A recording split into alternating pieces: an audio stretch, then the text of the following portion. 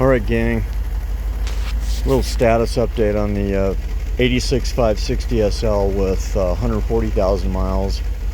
Transmission seems to be fine. The other day there was a massive rainstorm, lasted about 4 hours. Heavy. And I suspect water came down here and got back in here and set off the alarm relay. What happened was the horn was going off like insane loud, and it wasn't beep beep beep, it was just solid horn. Most of the time you have to really hit the horn button on the steering column to get it to blast. So, and I'm not a guy that honks horns at people. Out in Los Angeles you get shot dead for that shit, so I don't do that. But so the horn came on, and the high beam came on, and this light here came on. Not the brake light, but this light here came on both sides. And to shut the horn off in the middle of a rainstorm, I just took my little wrench, my 13 mil, and disconnected the battery. And yeah. And so in the meantime, I ordered myself a huge tarp, one of those trucker tarps, for like 45 bucks. You want the real trucker tarp, the ones that have the rubberized. I think they're 12 mil, 14 mil. Granger makes them. A place called Zorro makes them. But you want those. That's, you know, if you're driving a big rig, you know, you throw that on your wood or whatever. And but I'm gonna get one of those for this, because obviously all these rubber seams are no good. So so the relay, the alarm relay, is underneath this, back behind the glove box. It's actually not that bad to pull out, but let me show you something. I got on the Facebook forum for the 107 cars, the Mercedes 107 cars. Really smart people. I'm always so impressed with them. And the first thing the guy tells me, he says, I bet you have an alarm in that car. And I'm like, I don't know. I don't know that I do or I don't. He said, look for the code 551. That 551 code says your car is equipped with an alarm. So, yeah. So I figured out, yeah, okay, car's got an alarm. What do we do now? And since the water had compromised that relay, and I still think it still has, the next day I tried to figure out, well, I didn't know that it had an alarm that was doing all this. I just figured something got shorted. So I pulled the number 8 fuse, which supposedly controls the horn. And it's real simple stuff. Right behind that little panel there is your fuse box, and it's got a little description panel, a decal, and tells you what's what. So I pulled the number 8 fuse. Horn's still going off. So I get underneath the hood and I just unscrew one of the terminals to the horn just to shut it off. And then another thing that the guys told me was that you can control the you can turn it on, turn it off by moving the key in the door lock. And that seemed to do something. That seemed to do something. I still have that light coming on, you know, in the middle of the night. The car, it just gets freezing temperatures, and that somehow just pops on.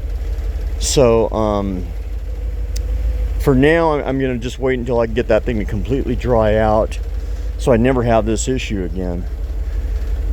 But yeah, massive rainstorm, kicks on the horn, kicks on the tail light, kicks on the high beam.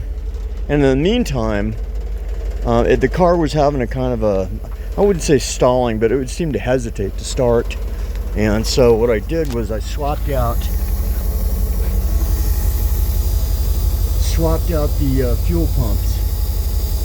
It was should have been an hour job, ended up being like 6 hours. And swapped those out. And this is the 2 old ones. This is the Bosch. This is what they're supposed to look like. The front one was this, and the rear one was this guy. Has this rubber sleeve on it. You see it's a considerably smaller one. The guys on the forum said that this had been replaced at some time in history. Maybe they did that one too. 140,000 miles, but that one definitely had some debris in it. But yeah, so we used this bilge pump and pumped out all the fuel, so I didn't have to monkey with the clamping off the hose, the fuel hose, because you're never going to clamp it off entirely. At least I'm not going to. Fun never ends. And we bilge pumped all the fuel out, and there was actually just some black debris, but very little. So luckily the old fuel pumps and the fuel filters and the accumulator probably caught all the debris going to the front. But so far so good. Thing seems to nicely idle, and that light ain't coming on, but I suspect it will tonight when it gets really freezing ass cold. Now my latest issue is you put that key in there and you can't go clockwise and you can't go counterclockwise. So that very well could be part of the relay that's locking it out. But I have found that you can bypass the key lockout by manipulating this. This will control that side too.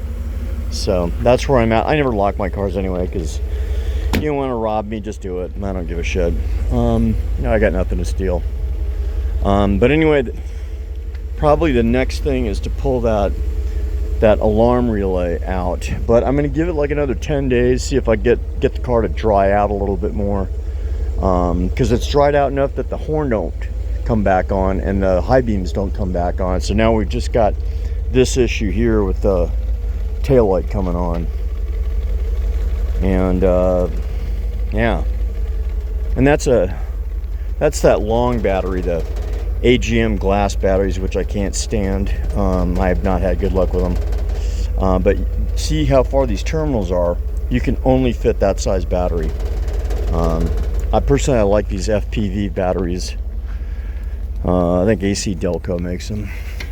FPV, right? You can see the part of that. And there's my trusty charger, which I won't use any other type of charger. That's the best one you can get.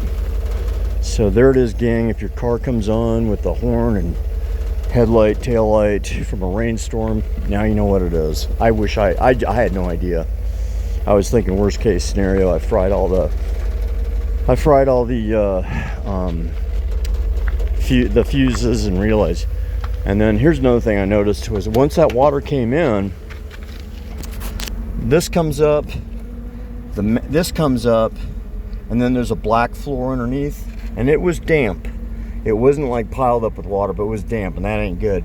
And then once you pull this rug out here, behind there, a black plastic panel comes out easily, and there is your brain box for the car, your electronic control module, and your ABS brakes.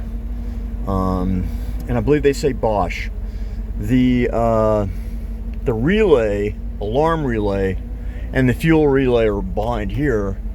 The alarm relay is the one in the back. The fuel relay, I believe, is in the front of it. And that, I've been told, has a Becker decal like you would have with that stereo. So, more adventures with the car. Sadly, they didn't take care of the seats, but that's okay. That's all easy stuff. And then the paint job really got hammered.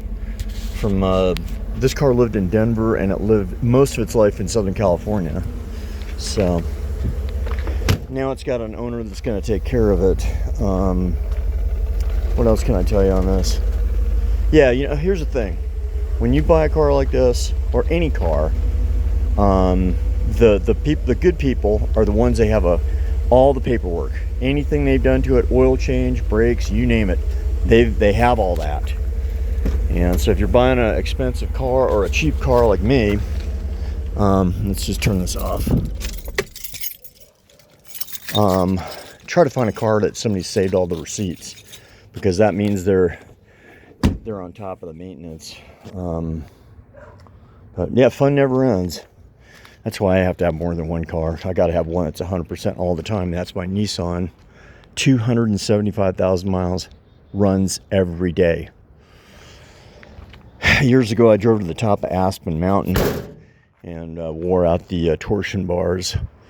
One of those things you do when you're young and stupid. Swap those out. That was a job. Had to cut them off to get them out. And then I got them out of someplace out in Florida. So, but that vehicle runs forever.